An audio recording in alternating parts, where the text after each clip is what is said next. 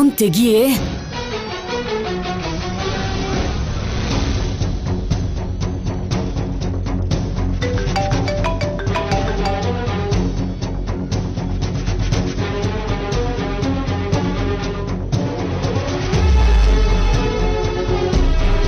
ಏ ಪಲ್ಲವಿ, ಇಲ್ಲಿದ್ದೀನಿ ನೋಡು. ಪಲ್ಲವಿ, ಇಲ್ಬಾ.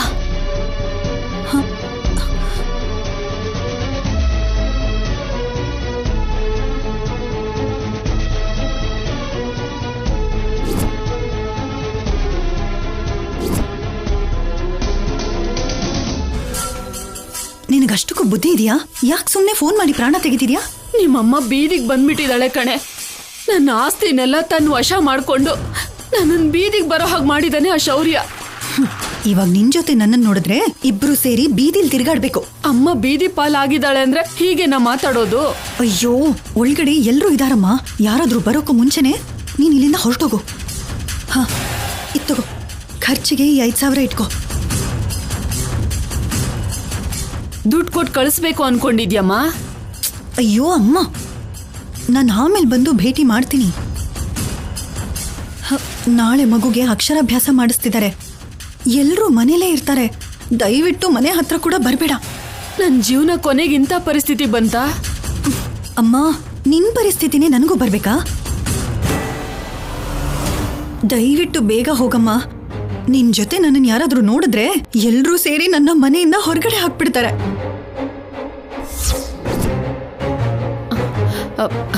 ಅದು ಹಾಗಲ್ಲ. ಬೇಗ ಇಲ್ಲಿಂದ ಹೋಗಮ್ಮ, ಹೋಗು ಪ್ಲೀಸ್, ಹೋಗು.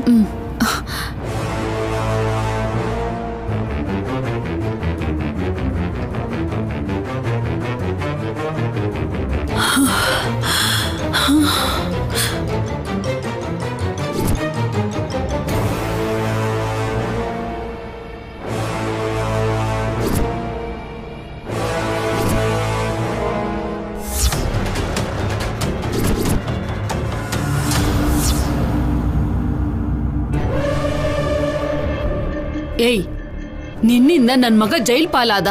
ನನ್ ಮಗನ್ ಜೀವನನ ನಾಶ ಮಾಡ್ಬಿಟ್ಟಿಯಲ್ಲ. ಮತ್ತೆ ನಿನ್ ಮಗನಿಂದ ನಾನು ಹೀಗೆ ಕಳ್ಳಿ ತರ ಓಡಾಡ್ಬೇಕಾಗಿದೆ. ನಮ್ಮವ್ರಿಗೆಲ್ಲ ದೂರ ಆಗಿ ಬದುಕ್ಬೇಕಾಗಿದೆ. ನಾನು ಯಾರ ಹತ್ರ ಹೇಳ್ಕೊಳ್ಳಿ? ನಿನ್ಗೇನಿದು ಹೊಸ್ತಲ್ವಲ್ಲ. ನೀನ್ ಹೇಗಾದ್ರೂ ಬದುಕೋತ್ಯಾ? ನನ್ ಮಗ ಹೇಗ್ ಆಚೆ ಬರ್ತಾನೆ? ನನ್ ಮನೆ ನನಗೆ ಹೇಗ್ ಸಿಗುತ್ತೆ?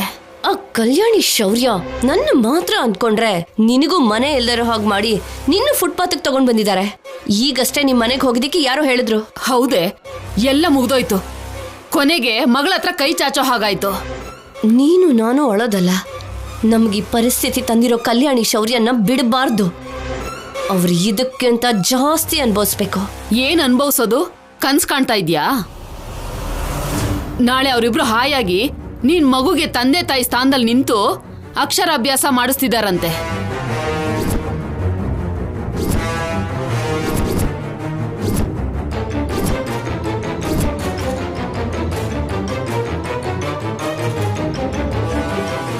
ಯಾಕೆ ಬಾಯಿ ಬರ್ತಾ ಇಲ್ವಾ? ಇವಾಗ ಹೇಳು, ಏನ್ ಮಾಡ್ತೀಯ ಅಂತ. ಅವ್ರ ಆನಂದಕ್ಕೆ ಅಡ್ಡಗೋಡೆ ಸಿದ್ಧ ಮಾಡ್ಕೊಂಡೆ ಈ ಊರಿಗೆ ಕಾಲಿಟ್ಟಿರೋದು. ಏನ್ ಮಾಡ್ದೆ? ಅದು ನಾಳೆ ಬೆಳಗ್ಗೆ ಗೊತ್ತಾಗುತ್ತೆ. ಮೊದ್ಲು ನಿಮ್ ಮಗನ್ ನೋಡೋಣ ಬನ್ನಿ. ಅವನಿರೋದು ಜೈಲಲ್ಲಿ. ನೀನ್ ಇಷ್ಟ ಬಂದಾಗ ನೋಡಕ್ಕಾಗಲ್ಲ. ನನ್ನ ಬಿಡ್ಲಿಲ್ಲ ಅಂದ್ರೂ ಕೂಡ ತಾಯಿ ಅಂತ ನಿಮ್ಮನ್ ಬಿಡ್ತಾರಲ್ಲ. ಬನ್ನಿ ಹೋಗೋಣ. ಹೀಗೆ ಬರ್ತೀಯಾ ಹೇಗೆ? ನನ್ನ ಏರ್ಪಾಟು ನನಗಿದೆ, ಬನ್ನಿ.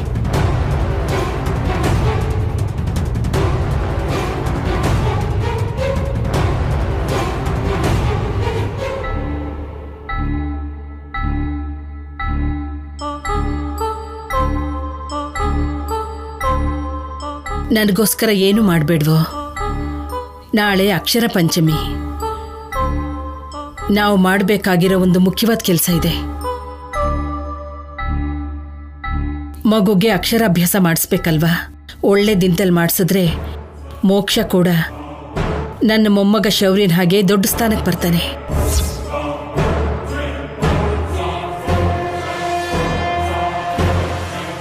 ಯಾಕತ್ತೆ ಹಾಗೆ ಬಂದ್ಬಿಟ್ರಿ? ನನ್ಗಿಷ್ಟ ಇಲ್ದಿರೋ ಮಾತಿನ ಮಧ್ಯದಲ್ಲಿ ನಾನು ಯಾಕೆ? ನೀವ್ ಹೀಗ್ ಮಾಡ್ತಿರೋದು ಸರಿ ಅನ್ನಿಸ್ತಿಲ್ಲ ಅತ್ತೆ. ನನ್ಗೋಸ್ಕರ ಅಲ್ದೇ ಇದ್ರು ಕಂದಂಗೋಸ್ಕರನಾದ್ರೂ ಒಪ್ಕೊಳ್ಳಿ. ನಾನು ಒಪ್ಕೊಳ್ಳೋದಕ್ಕೆ ನನ್ನನ್ನೇನಾದ್ರೂ ಕೇಳಿದ್ರಾ? ತೀರ್ಮಾನ ಆಗ್ಲೇ ತಗೊಂಡಿದ್ದೀರಲ್ಲ, ಮಾಡ್ಕೊಳ್ಳಿ. ನಿಮಗಿಷ್ಟ ಬಂದ ಹಾಗೆ ಮಾಡ್ಕೊಳ್ಳಿ. ನನಗ್ ಮಾತ್ರ ಇಷ್ಟ ಇಲ್ಲ ಅಷ್ಟೇ. ಅಮ್ಮ, ನಾವೇನಾದ್ರೂ ಬೇರೆಯವ್ರ ಫಂಕ್ಷನ್ ಮಾಡಬೇಕು ಅನ್ಕೋತಾ ಇದೀವ? ನಿನ್ ಮೊಮ್ಮಗನ ಅಕ್ಷರಾಭ್ಯಾಸಕ್ಕೆ ನೀನ್ ಹೀಗ್ಯಾಕೆ ಅಡ್ಡಿ ಮಾಡ್ತಿದ್ಯಾ? ಪ್ಲೀಸ್ ಅತ್ತೆ, ನಾಳೆ ಒಳ್ಳೆ ದಿನ ಅಂತಿದ್ದಾರೆ. ಅಂತ ದಿನ ಕಂದಂಗೆ ಅಕ್ಷರಾಭ್ಯಾಸ ಮಾಡಿಸಿದ್ರೆ ಅವನ್ ಜೀವನಕ್ಕೆ ಒಳ್ಳೇದಾಗತ್ತೆ. ಮಗು ವಿಷಯದಲ್ಲಿ ಯಾಕಮ್ಮ ಹಠ ಮಾಡ್ತಿದ್ಯಾ? ಆಶೀರ್ವಾದ ಮಾಡ್ಬೇಕಾದವಳು ನೀನೇ ಅಡ್ಡಿ ಮಾಡಿದ್ರೆ ಹೇಗೆ? ಒಪ್ಕೊಳ್ಳಮ್ಮ ಪ್ಲೀಸ್. ಹೌದು ಕಣೋ, ಅಡ್ಡಿ ಮಾಡೋದೇ ನನ್ನ ಕೆಲಸ. ನನಗಿಷ್ಟ ಇದ್ರು ಇಷ್ಟ ಇಲ್ಲದೆ ಹೋದ್ರು ನನ್ನ ಕೇಳ್ದೆ ಮಾಡೋದು ಯಾವುದು ನನಗಿಷ್ಟ ಆಗಲ್ಲ.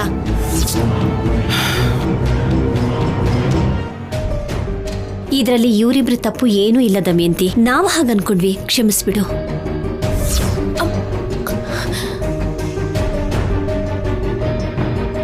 ಅಕ್ಷರಾಭ್ಯಾಸ ಕೂಡ ಮುಖ್ಯ ಅಲ್ವಾ? ಅದಕ್ಕೆ ಇದನ್ನು ಮಾಡೋಣ ಅಂತ ಅನ್ಕೊಂಡ್ವಿ. ನೀನ್ ಇದಕ್ಕೆ ಒಪ್ತಿ ಅನ್ನೋ ನಂಬಿಕೆ ಇದೆ ನಮ್ಗೆ. ಆ ನಂಬಿಕೆಯಿಂದನೇ ನಿನ್ನ ಮೊಮ್ಮಗನಿಗೆ ಅಕ್ಷರಾಭ್ಯಾಸ ಮಾಡಿಸ್ಬೇಕು ಅಂತ ಅನ್ಕೊಂಡ್ವಿ. ಆದ್ರೆ ಅದು ನಿನ್ನ ದೃಷ್ಟಿಯಲ್ಲಿ ತಪ್ಪಾಗತ್ತೆ ಅಂತ ಅನ್ಕೊಳ್ಳಿಲ್ಲ.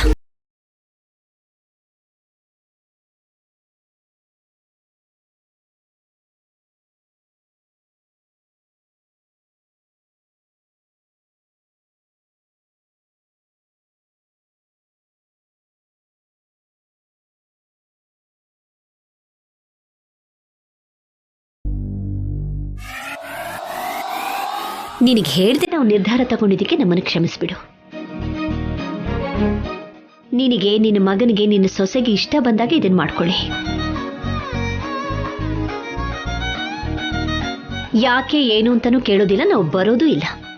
ಈ ಅನುಪಮ ನನ್ನ ಹೊಗಳ್ತಿದಳ, ಬೈತಿದಳ? ಹಾಗನ್ ಮಾತ್ರಕ್ಕೆ ಅತ್ತೆನೇ ಅಡ್ಡಿ ಮಾಡ್ತಿದ್ದಾರೆ ಅನ್ನೋ ಹಾಗೆ ಮಾತಾಡ್ಬೇಡಮ್ಮ.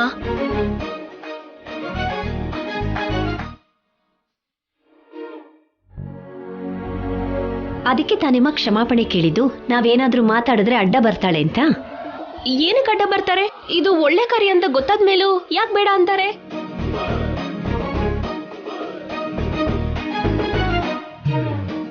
ಅತ್ತೆನ ಒಂದ್ ಮಾತು ಕೇಳಿಲ್ಲ ಅನ್ನೋ ಕೋಪದಲ್ಲಿ ಹಾಗೆ ಹೇಳ್ತಿದ್ದಾರೆ ಹೊರತು ಅತ್ತೆಗೆ ಆಫೀಸರ್ ಮೇಲೆ ಎಷ್ಟು ಪ್ರೀತಿ ಇದೆ. ಇಷ್ಟಿರುವಾಗ ಆ ಪ್ರೀತಿ ಮೊಮ್ಮಗನ್ ಮೇಲಿರಲ್ವಾ?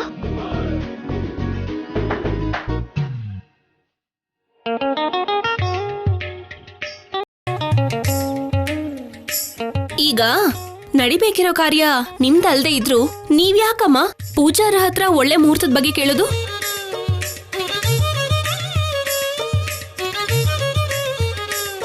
ಅಕ್ಷಯ ತೃತೀಯ ಒಳ್ಳೆ ದಿನ ಏನೋ ಹೌದು, ಅವತ್ ನೀವ್ ಮಾಡ್ಬೇಕು ಅನ್ಕೊಂಡ್ರೆ ನಮ್ಮ ಅತ್ತೆನೂ ಒಪ್ಕೋಬೇಕಾ?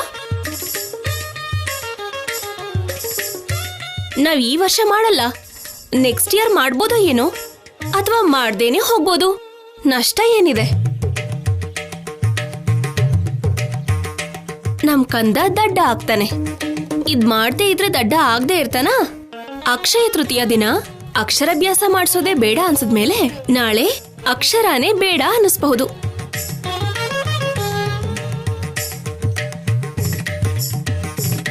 ಅದೆಲ್ಲ ನಮ್ಮ ಅತ್ತೆಗೆ ಬಿಟ್ಟಿದ್ದು. ಏನೇ ತಮಾಷೆ ಅನ್ನಿಸ್ತಿದ್ಯಾ? ಎಲ್ಲ ಬೇಡ ಬೇಡ ಅಂತ ಅಂತಿದ್ರೆ ನನ್ನ ಮೊಮ್ಮಗ ಓದು ಬರಹ ಇಲ್ದೇ ಇರ್ಬೇಕು ಅಂತಾನ? ಅಂಥ ಕರ್ಮ ನನ್ ಮೊಮ್ಮಗಂಗೇನು?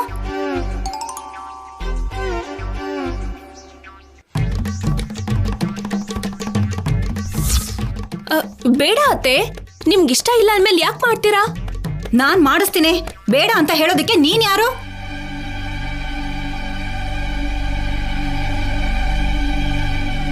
ನಾಳೆ ಅಕ್ಷರ ಪಂಚಮಿ ದಿನ. ನನ್ನ ಮೊಮ್ಮಗನ ಅಕ್ಷರಾಭ್ಯಾಸ ಹಬ್ಬನ ಅದ್ದೂರಿಯಾಗಿ ಮಾಡಿಸ್ತೀನಿ. ಅದನ್ನ ಯಾರು ತಡಿತಾರೆ ಅಂತ ನಾನು ನೋಡ್ತೀನಿ.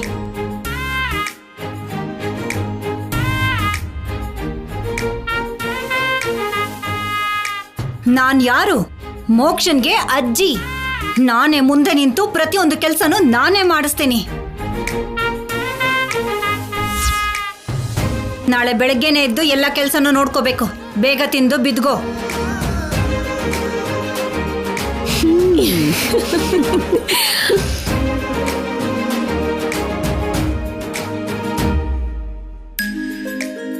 ಅತ್ತೆ ಹತ್ರ ಹೀಗ್ ಮಾತಾಡಿದ್ರೇನೆ ಸರಿಯಾದ ದಾರಿಗೆ ಬರ್ತಾರೆ.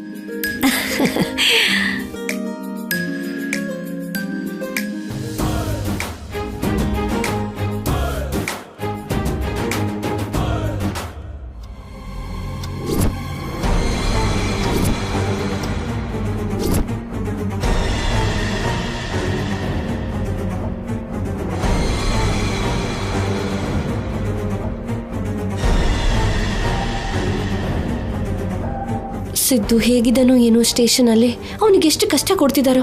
ಸಾಕ್ ಸುಮ್ನೆ ಇರೋ, ನೀನೋ ನಿನ್ ವೇಷನೋ. ನಿನ್ನಿಂದ ತಾನೇ ನನ್ ಮಗಂಗ್ ಇಂಥ ಸ್ಥಿತಿ ಬಂದಿದ್ದು. ನಾವು ಹೀಗೆ ಸ್ಟೇಷನ್ ಮುಂದೆ ಜಗಳ ಮಾಡೋದು ಒಳ್ಳೇದಲ್ಲ. ಮೊದ್ಲು ಒಳಗ್ ಹೋಗೋಣ, ಬನ್ನಿ ಸಿದ್ದು ನೋಡೋಣ. ಅಯ್ಯಯ್ಯೋ ಬೇಡ ಅಮ್ಮ, ನೀನೇನಾದ್ರೂ ಸ್ಟೇಷನ್ ಅಲ್ಲಿ ನೋಡಿದ್ರೆ ನನ್ ಮಗನ್ ಮುಖನ ನನ್ಗೂ ನೋಡಕ್ ಬಿಡಲ್ಲ. ನೀನ್ ಇಲ್ಲೇ ಇರು. ಆದ್ರೆ ನಾನ್ ಸಿದ್ದು ನೋಡ್ಬೇಕು ಅನಿಸ್ತಿದೆ. ನೀನು ನನ್ ಜೊತೆ ಬಂದಿದ್ಯಾ ಅಂತ ಗೊತ್ತಾದ್ರೆ ನಿನ್ನೂ ಒಳಗಡೆ ಹಾಕ್ತಾರಷ್ಟೇ. ನೀನ್ ಇಲ್ಲೇ ಇರು, ನಾನು ಹೋಗಿ ಬರ್ತೀನಿ.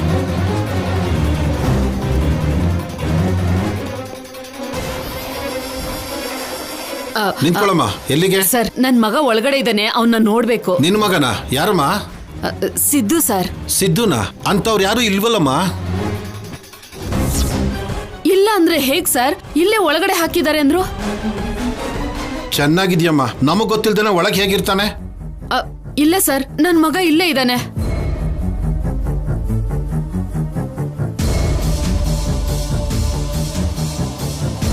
ನಾನೊಂದ್ಸಲ ನೋಡ್ಬೇಕು ಸರ್. ಯಾರು ಇಲ್ಲಮ್ಮ ಇಲ್ಲಿ. ಕಾನ್ಸ್ಟೇಬಲ್ ಸರ್, ಏನ್ರಿ ಇದೆಲ್ಲ? ನೋಡಿ ಸರ್, ಇಲ್ಲಿ ಯಾರೋ ಸಿದ್ದು ಅನ್ನೋರು ಬಂದಿದ್ದಾರೆ ಅಂತ ಕೇಳ್ತಿದ್ದಾರೆ. ಇಲ್ಲ ಅಂದ್ರೂ ನನ್ನ ಮಾತು ಕೇಳ್ತಿಲ್ಲ. ಸಿದ್ದು ಅನ್ನೋರು ಸತ್ತೋಗಿದಾರಮ್ಮ.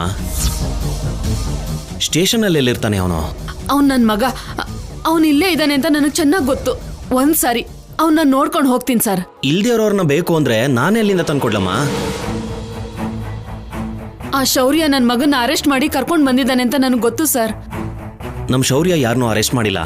ಅರೆಸ್ಟ್ ಮಾಡೋದಿಕ್ಕೆ ಅವ್ನ್ ಬದುಕೇ ಇಲ್ಲ. ಸುಮ್ನೆ ಹೋಗಿಮ್ಮ. ನನ್ಗಿರೋದು ಒಬ್ನೇ ಒಬ್ಬ ಮಗ. ಅವನ್ ಮಾತ್ ಕೇಳಿ 4 ದಿನ ಆಗೋಯ್ತು. ಒಂದ್ಸಾರಿ ನೋಡೋಕ್ ಬಿಡಿ ಸರ್, ನಿಮಗ್ ಪುಣ್ಯ ಬರುತ್ತೆ. ಇಲ್ಲ ಅಂತ ಹೇಳಿದ್ರೆ ಅರ್ಥ ಆಗಲ್ವಾ ನಿಮ್ಗೆ? ಇಲ್ಲ, ಅವನು ಇದಾನೆ, ನನಗ್ ಗೊತ್ತು. ಒಂದ್ಸಲ ನನ್ನ ಒಳಗ್ ಬಿಡಿ, ನಾನೇ ಹೋಗಿ ನನ್ ಮಗನ ಹುಡುಕ್ತೀನಿ. ಇದನ್ನ ಪೊಲೀಸ್ ಸ್ಟೇಷನ್ ಅನ್ಕೊಂಡಿದ್ದೀರಾ? ಏನ್ ಅನ್ಕೊಂಡಿದ್ದೀರಾ? ನಿಮ್ಗೆ ಇಷ್ಟ ಬಂದಂಗೆ ಒಳಗಡೆ ಬರೋದಕ್ಕೆ ಇಲ್ಲಿ ಯಾರಿಗೂ ಪರ್ಮಿಷನ್ ಕೊಡೋದಕ್ಕಾಗಲ್ಲ. ಹೋಗಿಮ್ಮ. ಸರ್ ಸರ್ ಸರ್, ಒಂದ್ಸಲ ನೋಡ್ಕೊಂಡು ಹೋಗ್ಬಿಡ್ತೀನಿ. ಒಂದ್ಸಲ ನೋಡೋಕ್ ಬಿಡಿ ಸರ್. ಶಿವಾನಿ, ಸರ್, ಇವ್ರನ್ನ ಹೊರಗಡೆ ಕರ್ಕೊಂಡೋಗಿ. ಆಯ್ತು ಸರ್. ಸರ್, ಬನ್ನಿ ಅಮ್ಮ. ಒಂದ್ಸಲ ನೋಡ್ಕೊಂಡು ಹೋಗ್ಬಿಡ್ತೀನಿ ಸರ್. ಸರ್, ಬನ್ನಿ ನೀವು. ಒಂದ್ಸಲ ನೋಡೋಕ್ ಬಿಡಿ ಸರ್. ಸರ್, ಒಂದ್ಸಲ ನೋಡೋಕ್ ಬಿಡಿ ಸರ್. ಬನ್ನಿ ಅಂದ್ರೆ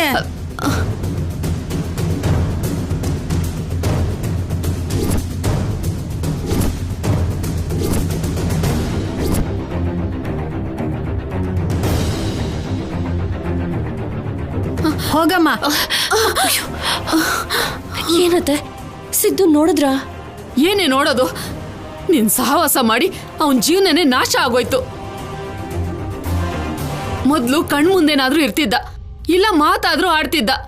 ಈಗ ಅವನು ಇಲ್ಲ, ಅವನ್ ಮಾತು ಕೇಳಿಸ್ತಿಲ್ಲ. ನನ್ ಮಗನ್ಗೆ ಒಳ್ಳೆ ದರಿದ್ರ ತರ ಅಂಟ್ಕೊಂಡಿದ್ಯಲ್ಲೇ, ನಿನ್ನಿಂದ ಸತ್ತು ಬದುಕ್ತಾ ಇದ್ದಾನೆ. ಈಗ ಬೇರೆ ಅವ್ರ ಕೈಲಿ ಸಿಕ್ಕಾಕೊಂಡಿದ್ದಾನೆ. ಅವ್ರು ಬದುಕೋಗ್ ಬಿಡ್ತಾರ? ಯಾವಾಗ್ಲೋ ಸತ್ತು ಹೋಗಿದ್ದಾನೆ ಅಂತ ಹೇಳ್ತಿದ್ದಾರೆ.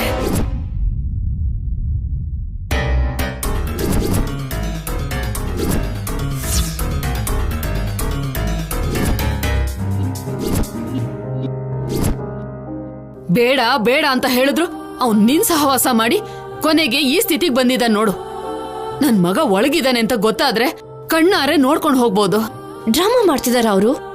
ಅವ್ರು ಸಿದ್ದುನ ಅರೆಸ್ಟ್ ಮಾಡಿ ಕರ್ಕೊಂಡ್ ಬಂದಿದ್ದು ಅಲ್ದೆ ಆ ರೀತಿ ವ್ಯಕ್ತಿನೇ ಇಲ್ಲ ಅಂತಿದಾರ, ಸತ್ತೋದ ಅಂತಿದಾರ.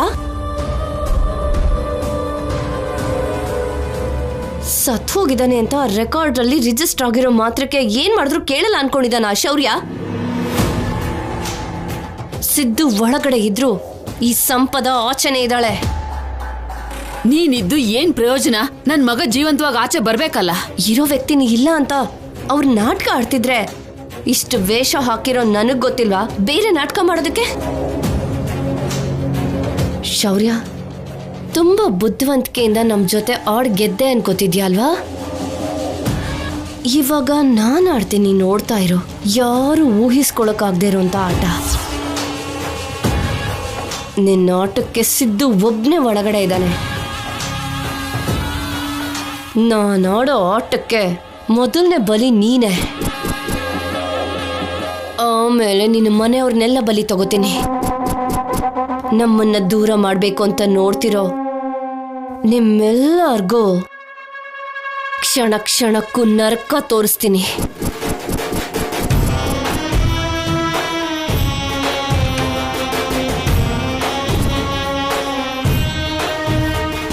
ಇನ್ನು ನಮ್ಗಿಲ್ ಕೆಲಸ ಇಲ್ಲ, ಬನ್ನಿ ಹೋಗೋಣ.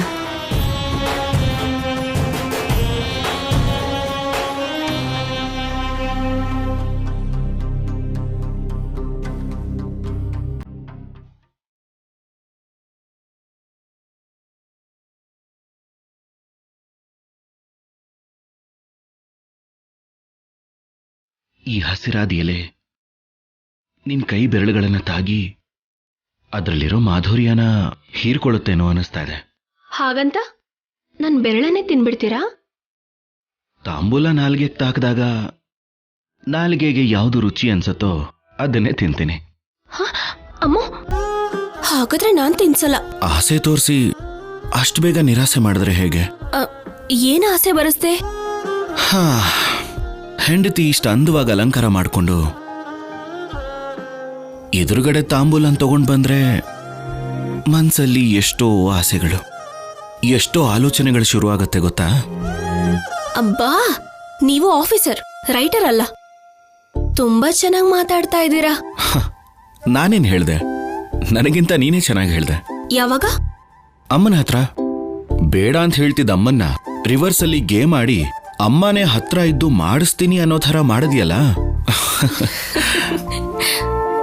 ನಮ್ ಕಂದಂಗೆ ಅಕ್ಷರಾಭ್ಯಾಸ ಮಾಡಿಸ್ಬೇಕು ಅಂದ್ರೆ ಮಾಡ್ಲೇಬೇಕಲ್ಲ ಆಫೀಸರ್. ಅಮ್ಮನ್ನ ಕೇಳಲಿಲ್ಲ ಅಂತ ಹರ್ಟ್ ಆಗಿರೋ ಹಾಗಿದ್ದಾಳೆ. ಅತ್ತೆ ಕೋಪನ ಹೇಗ್ ಕಮ್ಮಿ ಮಾಡ್ಬೇಕನ್ನೋ ನನಗೆ ಗೊತ್ತಿದೆ. ಅತ್ತೆ ಕೋಪನ್ ತೀರ್ಸೋದ್ ಮಾತ್ರ ಗೊತ್ತು, ಆದ್ರೆ ಗಂಡನ್ ಕೋರಿಕೆನ ತೀರ್ಸೋದ್ ಗೊತ್ತಿಲ್ವಲ್ಲ.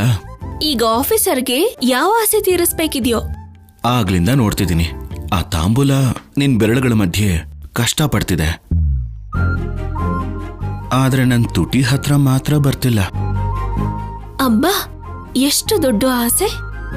ಹೌದಲ್ವಾ ಮತ್ತೆ? ನನ್ನ ಬಾಯೊಳಗೆ ಮೊದಲು ಆ ತಾಂಬೂಲ ಹೋದ್ರೆ ಆಮೇಲೆ ಹೇಳೋದಕ್ಕಿಂತ ಮಾಡಿ ತೋರಿಸಿದ್ರೆ ಚೆನ್ನಾಗಿರುತ್ತಲ್ವಾ? ಏನ್ ಮಾಡ್ತೀರಾ? ಆ ತಾಂಬೂಲನ ಬಾಯಿಗಿಟ್ಟು ತಿನ್ಸಿದ್ರೆ ಹೇಳ್ತೀನಿ. ಹಾಗಾ?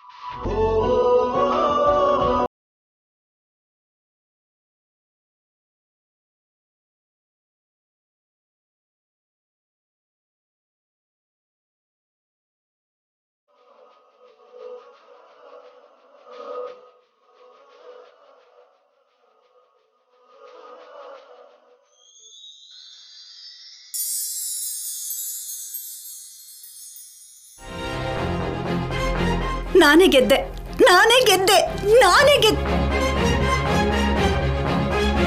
ಯಾವ್ದು ಲಾಟ್ರಿ ಗೆದ್ದ ಹಾಗೆ ಯಾಕೆ ಕಿರ್ಚ್ತಾ ಇದ್ಯಾ? ಏನ್ ಗೆದ್ದೆ? ಅಮ್ಮನ್ ವಿರುದ್ಧ, ಆ ಅನುಪಮನ್ ವಿರುದ್ಧ, ಎಲ್ರ ಮೇಲೂ ನಾನೇ ಗೆದ್ದೆ. ಮನೆಯವ್ರ ಮೇಲೆ ಗೆದ್ದೆ ಅಂತ ಸಂತೋಷ ಪಡ್ತಾ ಇದ್ಯಾ? ಅಷ್ಟಕ್ಕೂ ಯಾವ ವಿಷಯದಲ್ಲಿ ಗೆದ್ದೆ ಅಂತ ನಿನ್ ಫೀಲಿಂಗು? ನಮ್ಮಮ್ಮ ಒಂದ್ಸಲ ತೀರ್ಮಾನ ಮಾಡಿದ್ರೆ ಆಮೇಲೆ ಯಾರ ಮಾತನ್ನು ಕೇಳೋದಿಲ್ಲ.